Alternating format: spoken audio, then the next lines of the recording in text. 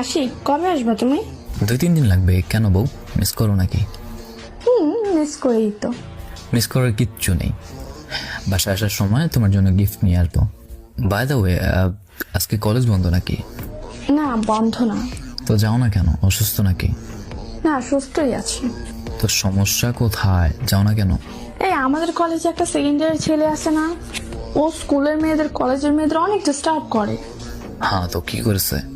আর ওই সকালে প্রাইভেট থেকে আসার সময় না আমাকে বলতেছে, ওই দেখ আশিকের মাল যায়।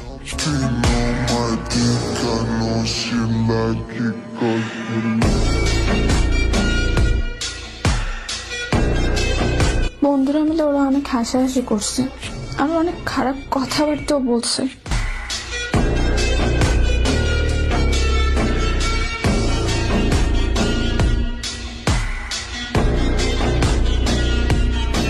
বলো কি জান? ঠিক আছে, তুমি বাসায় থাকো, আমি রিফাতের সাথে কথা বলতেছি বিষয়টা নিয়ে। আচ্ছা, ঝামেলা করো না, এমনি বোঝাই বললো, ঠিক আছে? ওসব তোমার ভাবতে হবে না, তুমি বাসায় থাকো আর সময় দাও কিছুক্ষণ।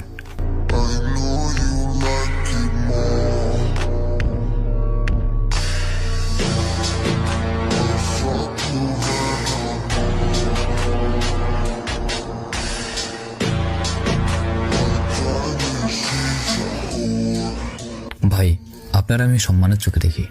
স্কুল কলেজ অনেক জায়গায় বসে থাকেন, অনেক মেয়েরই বিভিন্ন বাজে কথা বলে। সিনিয়র তাই কিছু বলি না, নয়তো আমাদের ক্ষমতাও কম না। কিরে, বড় ভাই গুলো কেমনে কথা কইতে হয় শিখাই দইব নাকি? কথার ধরন এমন কা? আপনি এতদিন যা করছেন সেগুলো নিয়ে কিছুই বলে নেই, কিন্তু আজকে আপনি আমার গার্লফ্রেন্ডের দিকে তাকিয়ে আশিকের মাল বলেছেন। মাল কি?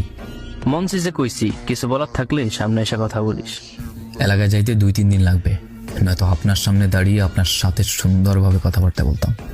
বলতে চাস কি তুই? এলাকায় পাইলে কিন্তু অবস্থা খারাপ করে লাম। ঠিক আছে, আমি আসার আগে সুযোগ পাইলে অবশ্যই আপনার সাথে দেখা করব, একটু সাবধানে থাকেন।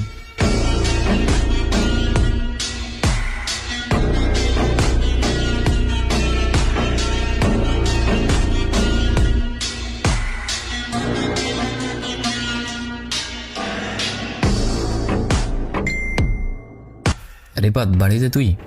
হ্যাঁ মামা, বাড়িতেই। কি অবস্থা তোর? অবস্থার কথা পরে কম, মারামারির জন্য জিনিসপত্র কেমন আছে? তুই মারামারি করস কবে থেকে? দেখ, আমি খুব ভদ্র, আমার কেউ কিছু বললে আমি মাথা নিচু করে চলে আসি। কেউ থাপ্পড় দিলেও আমি তেমন কিছু বলি না। কিন্তু মামা, আজকে আমার হবু বউরে কলেজে মাল বলছে, তো কলেজের ওই ছেলেটা, আরে নামটা